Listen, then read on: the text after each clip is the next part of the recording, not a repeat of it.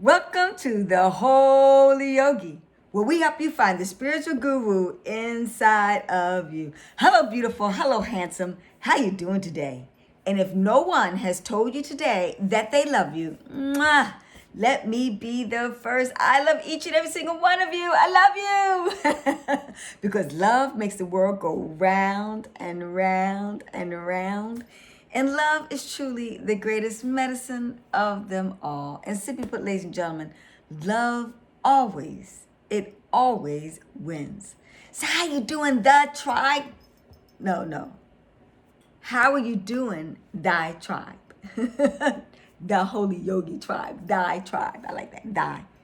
Thy thither thunder. I hope everybody's having a great day, and I am excited because I love sharing some really positive stories about how this whole thing works, about manifesting in life what you want to happen.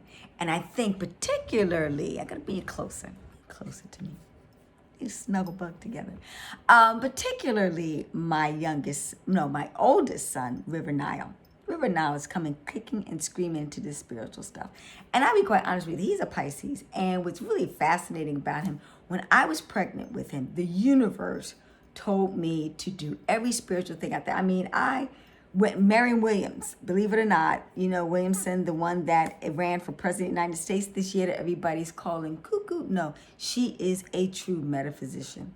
And she is a true healer of so many people. But make a long story short, she is new age. Yeah, she's out there in the light and in love. And Lord have mercy, thank God she is, because at least what y'all call reality was in that White House now. Okay, you track to you what you are. Hello. Anyway, Marion Williamson went and saw her, all these spiritual gurus, like we swam with the dolphins. I had crystals on my head. I did acupuncture. I did qigong.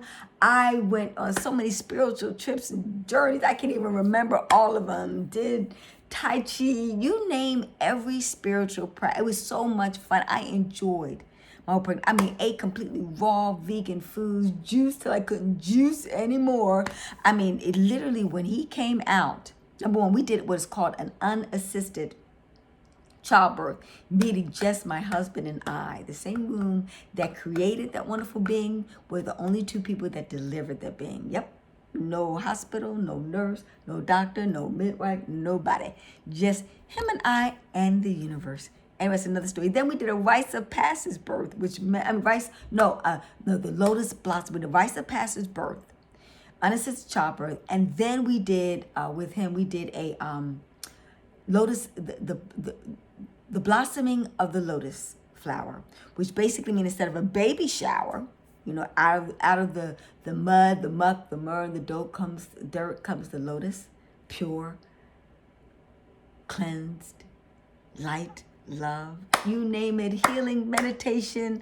Like I said, we did every spiritual, I can't even think of some of the things that we did. And it was the most fun type of journey, because I was in the business of women in particular, you don't understand this. Women, you are in the business of co-creating with God.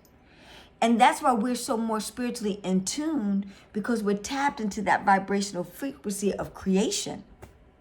That's why there's no way in God's earth women cannot manifest whatever it is that they want to, because you can't put a man in the moon, can't put a man in the White House, can't even create a man without a woman. Get it? Womb comes first before man. Hello?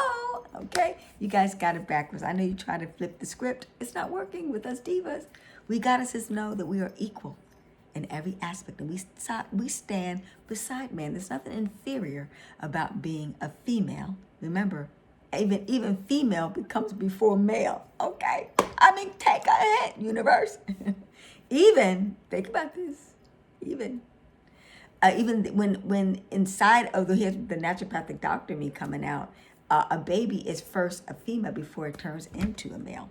Again. Okay, so a male's considered somewhat inferior. Okay, we're going to keep it clean, all right? But we're equal, Okay, we have our pros and we have our cons. We're balancing the yin and also the yang. So let's do that. Okay. Anyway, went off on a slight tangent there, but it's all good because it's all God. Anyway, so talking about that manifestation. So, like I said, I have my son. He's doing all the spiritual work, etc. And one of the things that he wanted to do was our goal is for him to own his own building. Why I'm a stickler for that, because when I was on my mission and on my road to becoming a millionaire and finding out about this whole business world, I had rented out a building, a commercial building, of course. I think at the time it was like $450. I'll never forget, $450. And before a client even walked in the door, ladies and gentlemen, I had invested, getting that building all together, $60,000. And on credit cards, ouch! Ah! And so, I'm really like, do you need a healing? I need to heal somebody. I've got bills to pay. But anyway, to make a long story short, the owner of that building complimented me, thanked me, etc. Me being so naive. He was so proud of it. But he asked me several times, can he invite people in to come see his gorgeous building? Because he wanted to show it off, the work that we had done. I'm like, sure, come on in. At the time, he wasn't telling me or sharing with me all those people that were coming in to see the building were people that he was going to actually sell the building to. So I spruced up that building and made it look so attractive to the point that he sold it. So I put in $60,000 into that building and got nothing back in return, because he did sell that building. And when he sold it, the new owners, of course, came and wanted to go up on rent. I never forget it, to $750. $450 to $750. And I left because I was so distraught. And that's my fault though.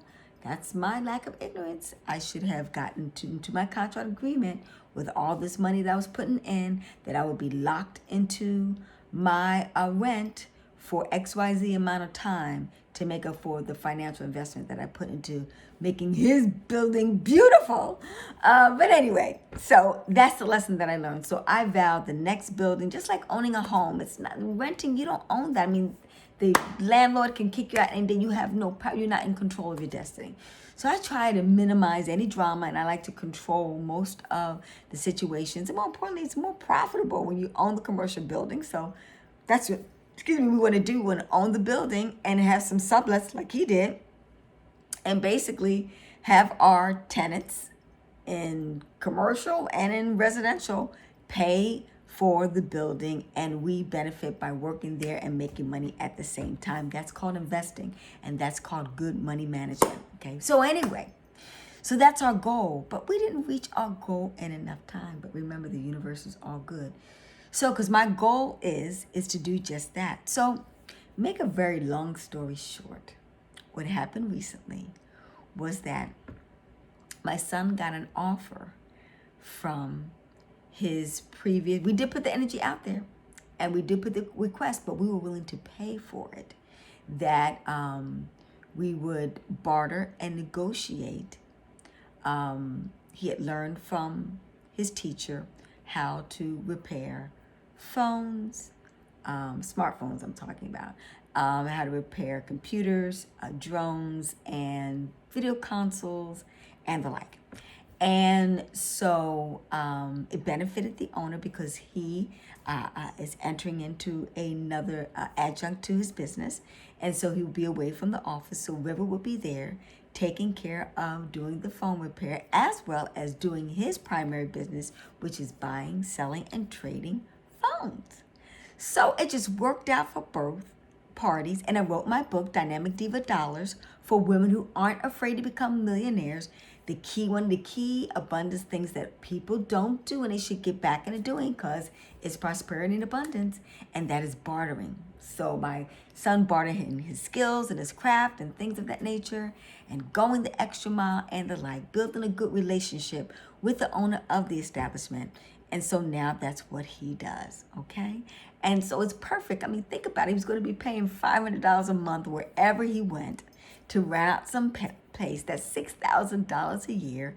And now, he gets to barter his skills for the renting of the building so that he can buy and sell and trade phones. So it's just a beautiful, great example of going out there, doing the work, putting in the universe. And then in the meantime, we are what? Saving up all the money so we can buy this particular commercial piece of property. I've been looking at one. Matter of fact, today I saw one. The universe is saying maybe that's it.